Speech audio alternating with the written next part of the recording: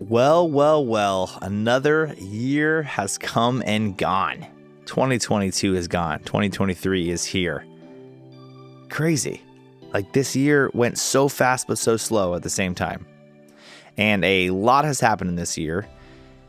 And I was going to make kind of a couple of different videos on the channel here regarding kind of my look back at 2022. And then I decided, you know what, I'll turn it more into one of my old school kind of sit, talk, reflect, and tell you why this was one of the most interesting years in so many levels for me personally that I've ever experienced. And when I look at 2022 as a whole, do I look at it as what could be looked at as kind of a very disappointing year?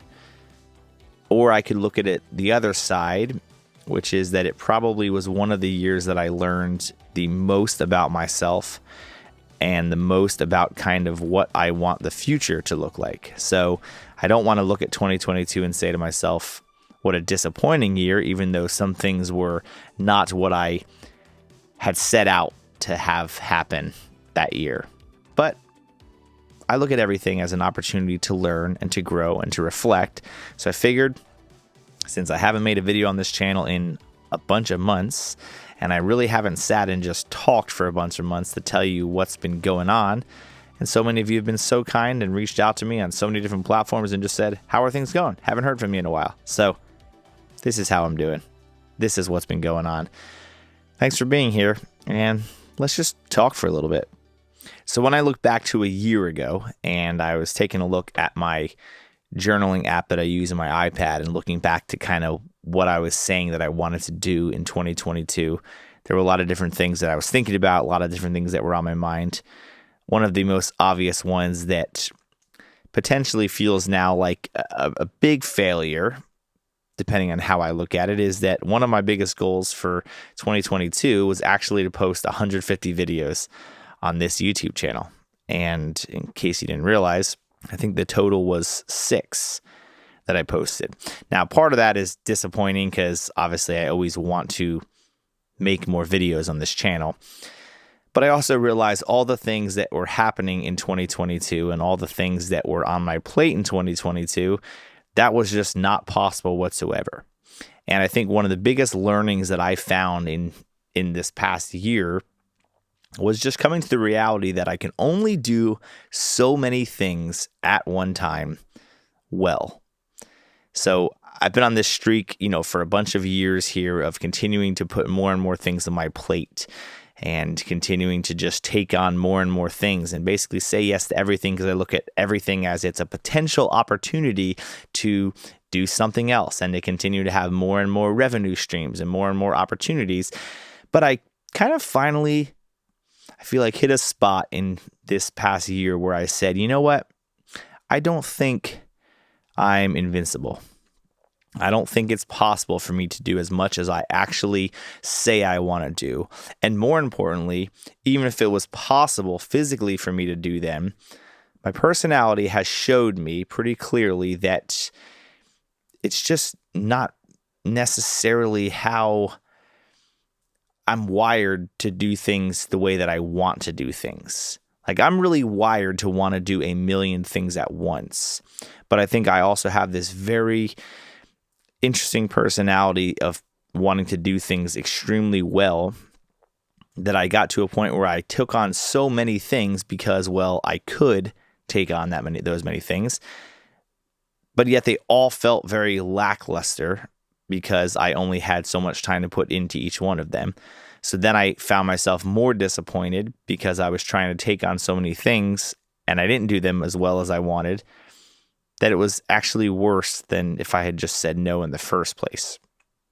So at the beginning of January, I obviously had put a video on my channel and my wife and I bought a bakery, a coffee shop, little cafe in Reading in January of 2022. So as you can imagine, this whole first year of owning a brand new business, but not just a brand new business, but one that I really didn't have any experience with, and we kind of had to learn from scratch, and we were doing everything in real time, learning it and trying to run this brand new business that had customers already and had employees. It was, how do I say this? significantly harder than we thought it would be.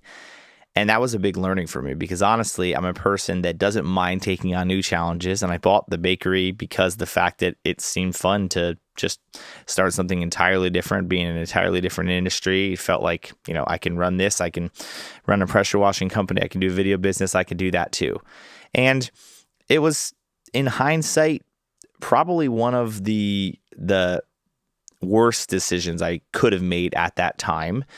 And as a whole, not because it's not doing fine and not because realistically I feel like there's big potential in it, but because for the first time in my life, I realized that I was really chasing a potential new money opportunity versus chasing and building a business that was actually a true passion of mine.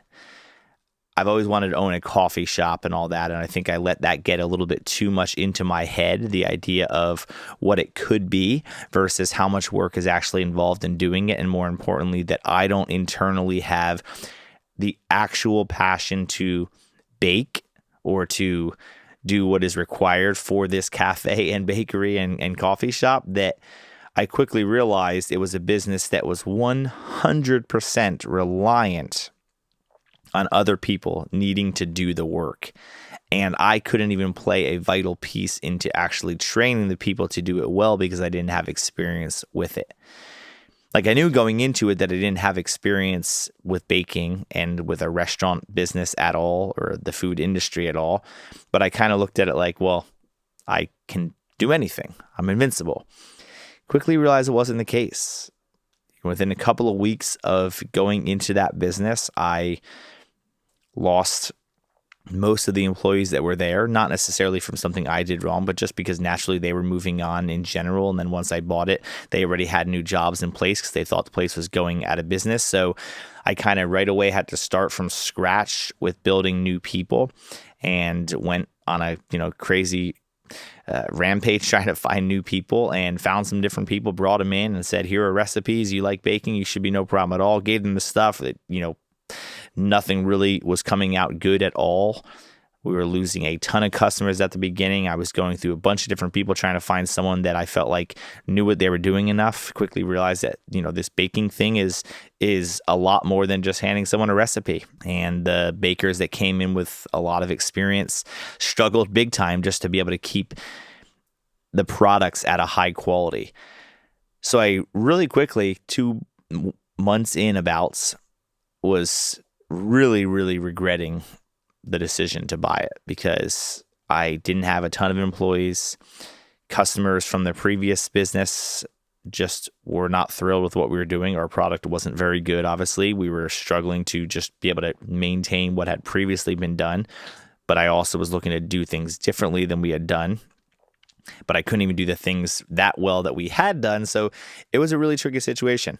I wrote, I think, many times in my little journal that I keep here that there was definitely some moments of regret that I, in hindsight, absolutely should not have bought a business that I didn't have a lot of knowledge about. And I wouldn't do it again, actually, if I'm being honest. I would not buy a business in general. I would only and will only continue to start businesses that I truly have a passion for, because with Scaling Creative and with pressure washing and the wedding videography business and anything else that I do, it's truly a passion of mine. It's something I really, really enjoy doing. And so naturally, even if I lost all my employees for those things, which I obviously hope will never have to happen, I at least know those businesses and can operate the businesses for a short time by myself if I had to, and then could maybe find new people and I could train them and I could get them back to kind of where we're trying to go with Scaling Creative. The bakery was a whole different story. It was like when I didn't have people to do it and I couldn't do it, I was, kind of screwed. I didn't really have an option.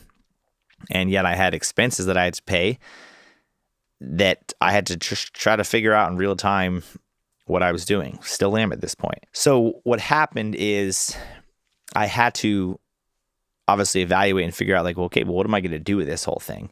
And fortunately, I have the best wife in the world, and she had some baking experience just from, doing what moms do and just baking and doing everyday things.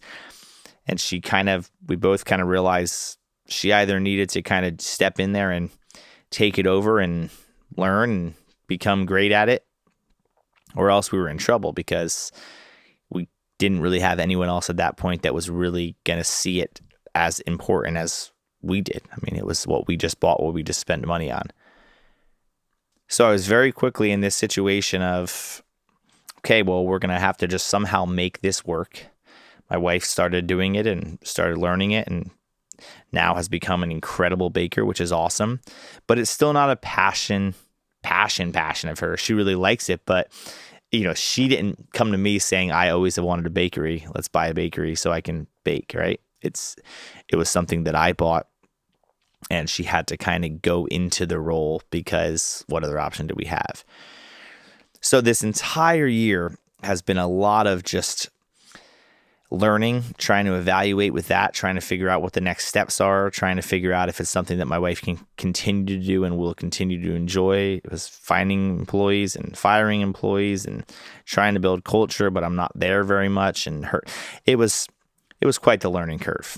Everything now is running fine, and we're not losing money, which is nice, or not making a ton of money as of now, but that's okay because we're fortunate to be able to say that we didn't lose money this year, and we actually made some money on it, which was great because most businesses, can't even say that. So that's an answer to prayer. That's awesome. All that being said, the reason I talk about that, whether you care about the bakery or not. So obviously with buying that bakery, I knew that one of the things that I had to do was take some things off my plate to be able to even manage any bit of time into that business. There was no way that I was going to be able to put the time that I needed to into that business without potentially having other things off my plate. And one of the big decisions that I made in 2022 was to officially shut down 4LC Studios, my wedding videography company. And that is officially shut down. The website's not even up anymore. It's done. All the weddings have been delivered. All payments have been made.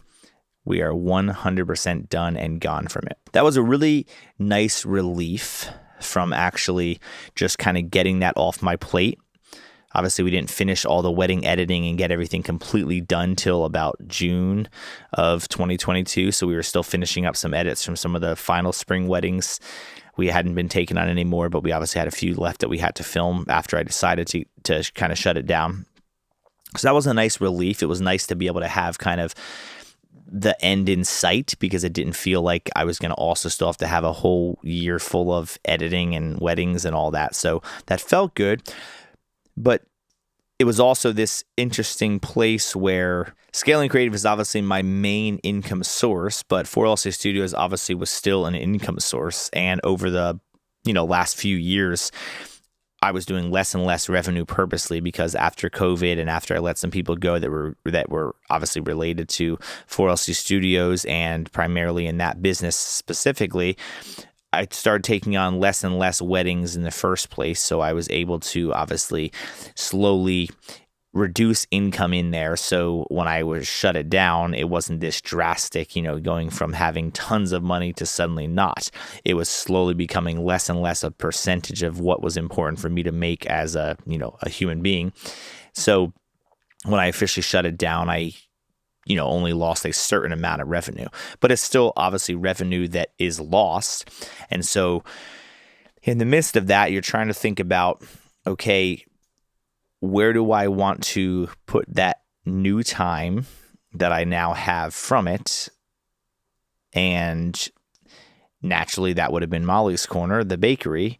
But because that was quickly feeling like not a massive passion project of mine, I was kind of at this interesting spot where I was kind of really thinking, like, what do I really want to do? Like, what's the future actually look like? What do I want to actually spend my time doing? Do I want to do something new entirely? Do I want to pivot certain things? There's lots of things that obviously go through my head in that. At this time, I'm obviously currently also building Oddly Satisfying Pressure Washing. That is a seasonal business. So early in the year, that wasn't happening obviously at all. And about March and April, that started picking up again. And I had a great first year really of that business. It was just really, really, it went great. and I was working on tons of training material for it, marketing material, building that business, and working on the goal of this year, hopefully hiring a dedicated staff for that business. So that was a lot of fun, but obviously that was taking up a lot of my time in March and April and all that. And then I was overseeing Scaling Creative, obviously still with the employees that I have there. Then I was doing the Molly's Corner stuff, making sure that that was as best as I possibly could, assisting where I could with my wife, helping during that.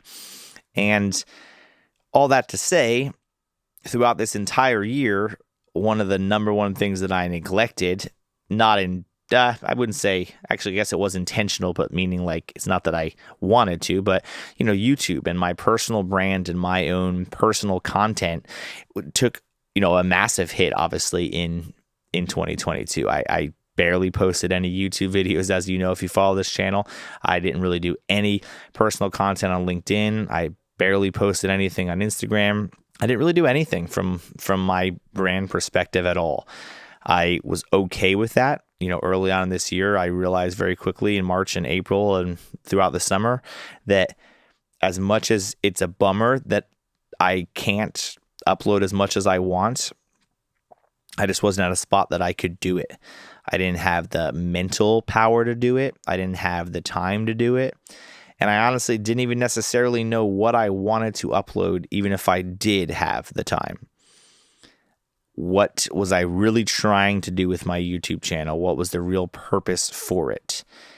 And it was kind of at the spot where it was just like, I don't necessarily know exactly what I want to upload. And so I'm just not going to really worry about it at all. And I had a couple of video ideas throughout the year that I decided I wanted to make videos on.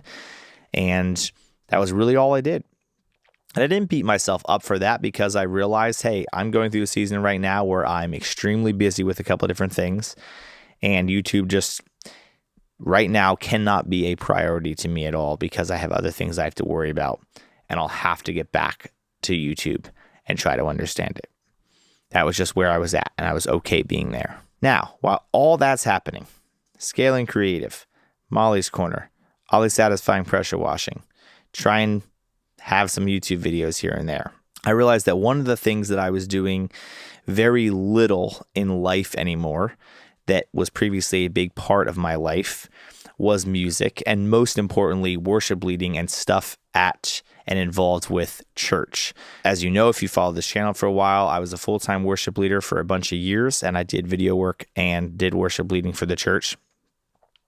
And over the last few years, or a couple of years at least, I haven't done very much of that specifically at the church. I did some as a volunteer here and there, but didn't really spend a lot of time doing it. And honestly, I missed it.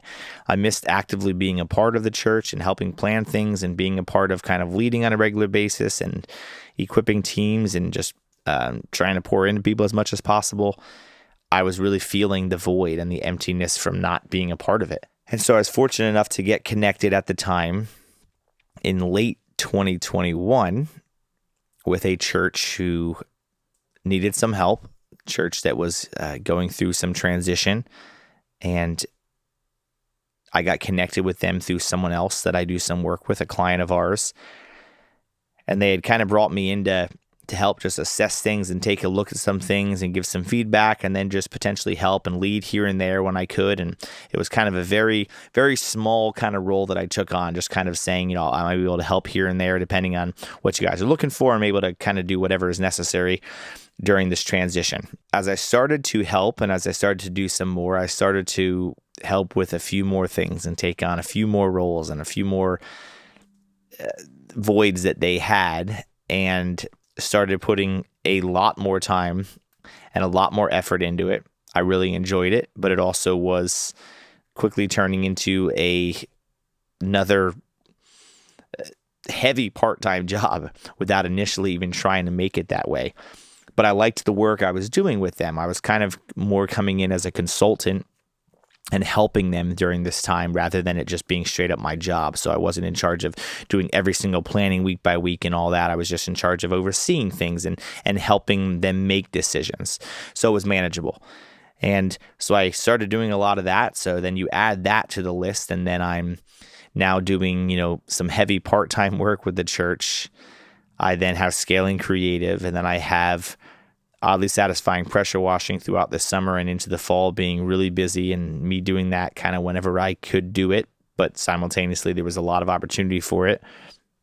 And all that stuff on top of the fact that I obviously have a family, and I have a 5-year-old and a 7-year-old, and I'm just getting super overwhelmed with just how much stuff is on my plate. So many things happening. All of them I'm really enjoying when you break them down one by one, but as a whole, not super thrilled with how much stuff I'm trying to balance at the same time, bringing more and more proof to the fact that it's not as sustainable as I thought to be able to try to spread yourself as thin as I was trying to spread myself. And I realize I need to just have a stronger focus on the things that I'm doing. But like many of you potentially have faced in the past, or maybe currently, the last 6 months have been a massive, massive struggle to me to really figure out, what do I really, really want to do? What do I actually love doing the most? If I were to say, I'm going to remove everything else except for this one thing or these two things, what would those two things be? And I have had a very difficult time actually figuring out what those things would be.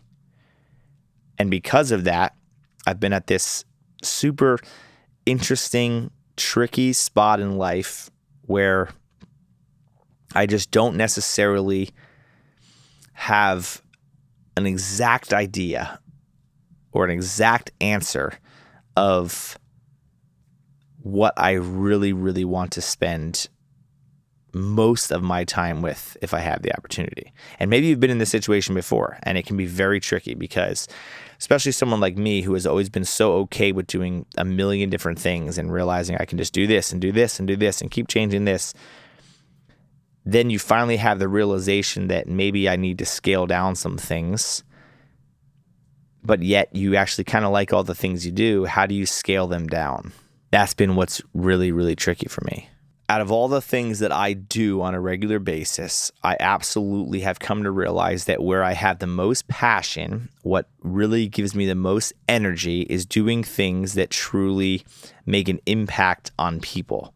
One of the reasons I always liked making YouTube videos the most was because of the fact that as I shared my journey and as I just shared authentically what was going on in life and things that I was learning and things that I was going through, I would get so many comments and so many messages from you guys that watch these videos of the impact that it had, whether it was something that you learned in a video, whether it was through some of the one-on-one consultation stuff I've done, the workshops that I've hosted, whatever it is.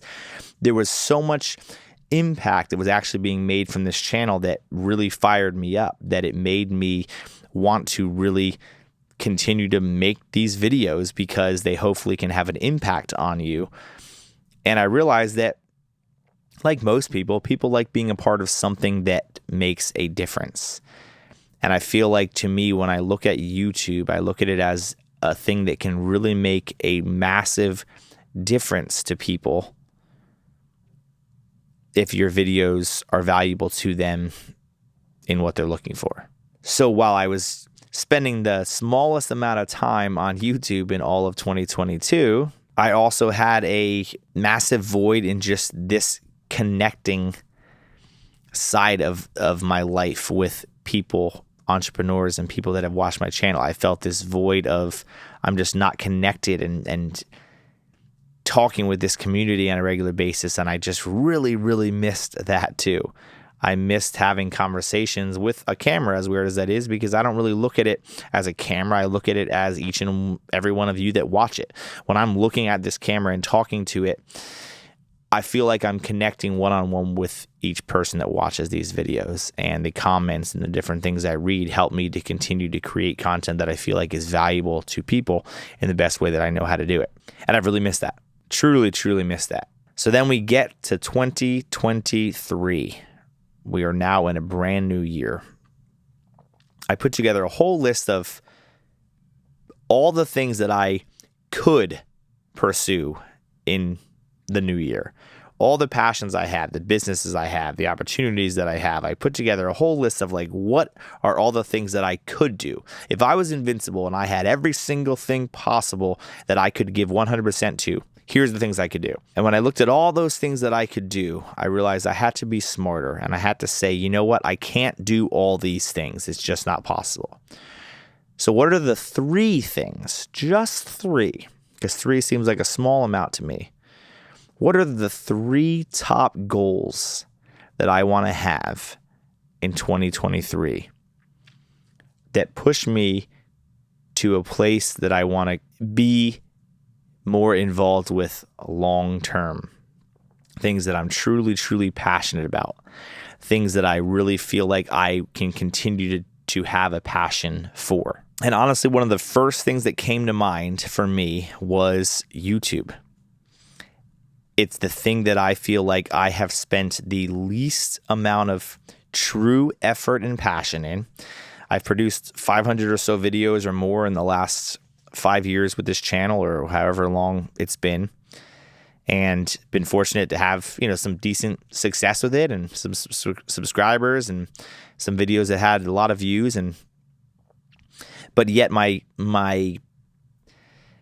thought with this whole channel has always just been, document my journey and just post what I can and all that. And I realized I've never, ever really taken it seriously. Like actually said, I'm going to put intentional, hyper focus on this channel and know who I want to talk with and produce content regularly for that. I've never, ever done that. So every single video that I have that has done well, every single random content that I've put out has always been I do it when I can, and that's really it. I don't put thought into scripting. I don't put thought into what video I'm going to do next. I kind of just do things in real time.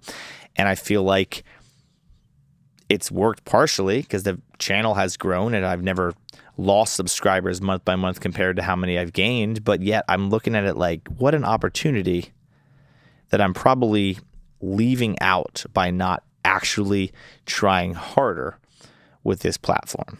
So one of my number 1 goals for this new year is YouTube, and actually making focused effort into what I want to do on YouTube, because I do feel like it's one of the things that I really, really have a passion and love for, talking with so many of you. And I don't want it to be something that is 7th down on a list of, when I have time from these, I'll eventually do more YouTube videos, because I'm not going to find more time ever. I have to put my time into those things. And YouTube is a huge, huge piece of what I want to put my time into in 2023. Now, what that looks like, you'll have to wait and see. But know that it is probably top of my list of the priorities of what I want to spend a good amount of my time on this year. So I hope you're excited for that, and stay tuned for more of that. And the other couple things that I decided on that were important for me in 2023 aren't things necessarily that I have to even go into detail about on this YouTube channel. They're more things that I've decided to really make a priority in my life. But I wanted to come on and tell you kind of where I've been this whole year, and to give you an idea of why I've been so silent, but also let you know that it's truly a big goal of mine and a big passion of mine to make 2023 the best year ever for me from a YouTube perspective.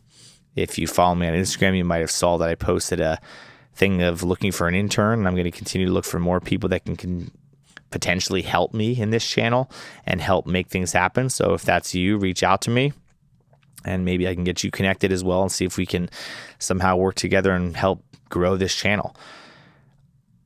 I think I'm leaving so many opportunities out on the table by not pursuing this as strongly as I should. And I don't want to do that anymore, because I don't want to regret that. So be on the lookout. It was definitely one of the biggest learning years I've ever had. It was definitely one of the trickier years I've ever had. But I really learned a lot about myself this year, and I'm excited to explore more of what that means and how it plays out leading into the new year. So anyway, that's where I've been. Happy New Year. Hope you guys are doing fantastic.